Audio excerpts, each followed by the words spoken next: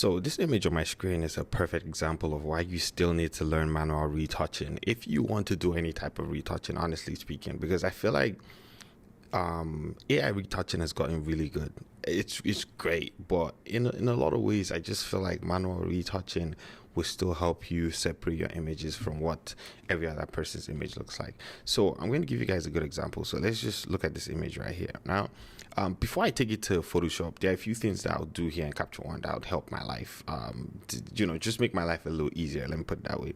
I'll do blemish removal. Now, because the image is not close-up portrait, right? I don't mind if I'm losing a little bit of detail here, because if I do blemish removal, like I'm losing some tiny detail in there, right? So maybe somewhere around here, I don't mind losing a little bit of detail, right? And then I'll reduce the dark circles around the eyes, and we're doing really good. So if we look at the before and after, you guys can see that we are doing pretty good, right? Now, even skin is where I think there is kind of like an issue. So it says include neck area. If I do this, even though it blends everything out pretty well, right? Which I do have an action in Photoshop that'll give you something that's even better than this, to be very honest, when it comes to evening the skin out, right? It does a pretty decent job, but I wouldn't use this, because it's a headshot. Maybe I'll probably just dial it up a little bit because it's a headshot, but there's just some things that you can't fix right now with AI retouching. For example, you can see how this part of her face looks. You can't fix that with AI retouching.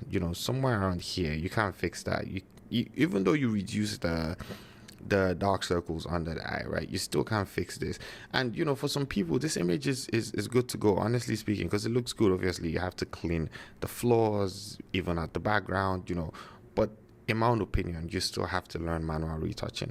So I feel like you guys might say, oh, take it to what's it called, Evoto. Let's see what it's going to look like in Evoto. So what I can do is edit with Evoto, and Evoto will do a good job too.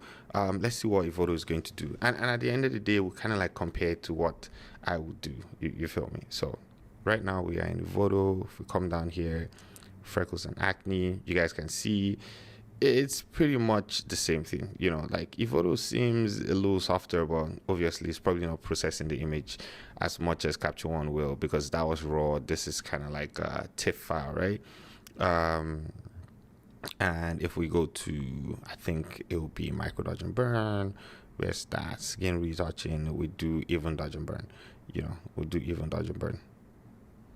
Did a good job. It's really good. But if you guys can see right here, we still have that, I would say, that shadow under the face that looks like a beard, and we still have this right here, and we still have this bright lines under the eye. Even if you reduce the dark circles, I don't know if there's anything for it here. There definitely should be somewhere in this place. I don't know where that is. I would obviously not recommend anybody touching what's it called, frequency separation. Even dodge a burn for the body, that's good. Frequency separation, please don't touch it. Frequency separation is just not good in these softwares. Okay, great. Okay, yeah, dark circles. So reduce the dark circles under the eye. You guys can see it's still the same thing. Like, it's not like it's bad, and this one just looks a lot smoother and everything. It's not like it's bad, and yet there are places where AI does an amazing job. For example, if I'm trying to fix the hair, AI will do an amazing job. I might be able to do a job similar, even better than AI, but the time it will take me to do that job will be like, I don't want to spend that much time. So in a situation like this, right, what I'm going to do is just go back to Capture One, and I'm just going to get this impact back to 100 where it was. It does a great starting job for me, right? And right now, I'm probably just going to take this. I think I've edited an image that looks like this previously, but I can't remember. But I'm just going to edit with Photoshop 2026. Let's load that up in Photoshop. Yes, it takes a little bit more time. I don't know why Photoshop does this all the time. Just turn off the extras. And by the way, if you don't have any of my actions, check it out. Link will be in the description below. I was telling you guys previously about like an action that I have that I feel like would do a better job when it comes to skin retouching. If you're just trying to do it like I want, obviously I'm not trying to sell my action. I'm just saying, I mean, I don't know how good of a job it would do for this particular image, to be very honest, but I'm just going to try it out and see. In my own opinion, it might do a better job at blending the skin than the dodge and burn in the AI apps. But to be very honest, they do a great job. Like, I'm just being very honest with you guys. They do a great job. If you are in a hurry, it'll probably make more sense for you to go that route than like the route that I'm going right now. Okay, so what I'm going to do is just blend this out right here, blend this out right here, blend this out right here. Probably get a little bit of the nose. Now, while this obviously is not perfect, and this is just like this thing, a quick, I'm probably just going to reduce the opacity here. There's just like a quick this thing, retouch, in my own opinion. If I do just show you guys the difference, right here, you can see that although you still have, the way light is falling, because the only way to fix that is dodge and burn, right? And I'll get to that and I'll show you guys how to fix that. I'm just saying it still looks a little bit better than if we did it in Evoto, because with Evoto, basically it's almost like almost all your texture is gone. If you do bring your raw files, it might be different, but you can see how it still looks like the shadows have not been blended into the highlights to make it like kind of like I'll probably say a seamless edit. I don't know if that makes any sense. Evoto is great, don't get it twisted. Capture One is great, don't get it twisted. I'm just saying, in this situation, I might fall on something like this, but this is still not the best way to go about it. It's good, but it's not the best way to go about it. The best way to go about it, and if I go back, you guys can see like it reduces the shadow on the nose significantly. The best way to go about this thing, in my own opinion, is still micro dodge and burn. So if you haven't learned it, you still have to learn micro dodge and burn. It takes a little bit more time, yes, but micro dodge and burn is still the best way to go about this type of image. Right now, I've run my micro dodge and burn basically action right now. I'm going to take my flow to 1%, opacity is at 100, and make sure my hardness is at 0. And what I'm going to do is come to dodge and burn, basically. And you guys can see around here, I'm just going to burn these areas right here, because this, in my own opinion, is where the problem areas are. This is the difference between an image that is properly retouched and looks good, looks natural, looks great, and an image that was just done with AI. Obviously, I'm kind of like in a hurry here, just to make sure that we're not spending a lot of time on this edit here. So I'm going to fix that. I don't know if you guys can see all that stuff right there. I'm just going to fix that line right there, and I'll come here and probably do a little cleanup around here too.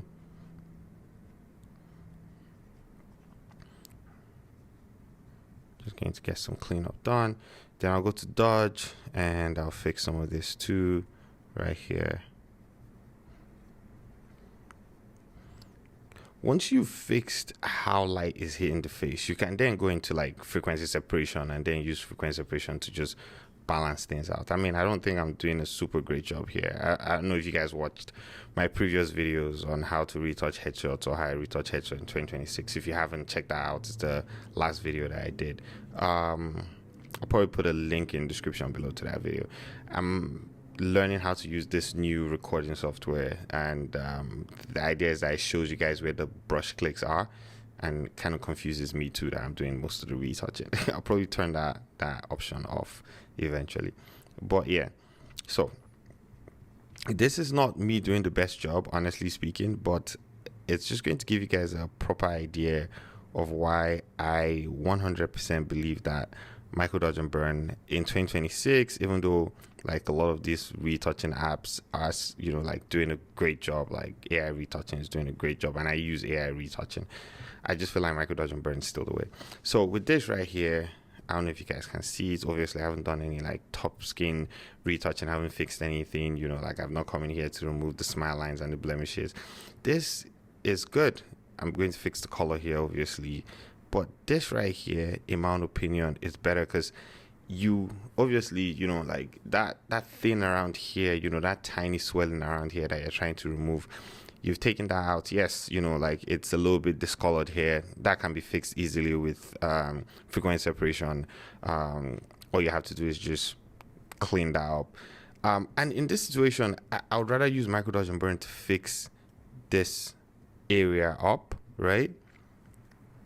obviously, like I said, I'm not doing I'm not doing the greatest job right here because I'm still a little confused with how this recording software is moving, because I can see the blue clicks here too that you guys can see on your screen. I can see it while I'm retouching. But yeah, so I would rather use this technique to fix this space up and then go in with frequency separation. I don't know if you guys can see, the face looks, in my own opinion, a lot better now, because you're not finding any of those swellings in here. Obviously I can come in, clean the forehead up too. Just going to do a little bit of that right here, clean this part up too, just to even out how the light's falling on the face. Because with micrododging burn, what you're doing is basically just fixing light, right? You're fixing how light's falling on your subject's face. So something like this, right? Obviously I'll clean up some of these areas too, but from here I can run my median. I have to create a stamp visible layer, so that's Command Option Shift and E, Control Alternate Shift and E on PC. And what I can do here is just create my median. Where's my median? Advanced frequency separation median. Where is that thing? Oh, there it is. Okay, median, right? I'm probably going to use a radius of 4. Click OK. Get in there. Click OK. And now I can pick not my color replacement, my mixer brush tool. Open my median. Come in here, and you see this color right here. I can just easily fix that. And then I can fix this area too. I will not lie to you guys, this brush thing is killing me. I can't see anything, but you guys can see I fixed that color right there. Probably just do a little bit of this and this here, just even out the nose, all these places. And if I absolutely have to take out the smile lines because I don't want it to be there, you guys can see that color is gone. Look at that color right there is gone. Although I did get a little bit of the lip, can always fix that later. If I absolutely need to, I can come to my high and then just clean out some of that stuff right there.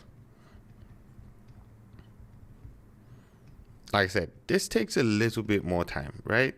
It takes a little bit more time. But in my opinion, I'd rather my subject's face looks like this, right? Look at before, after, like this, than for it to look like this.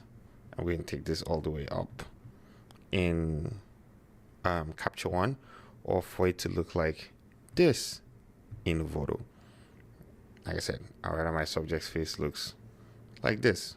Now, to a lot of people, it might not seem like there's a huge difference, but to me, there is definitely a huge difference, and this is difference, in my own opinion, between an image that has been properly retouched and somebody just going over,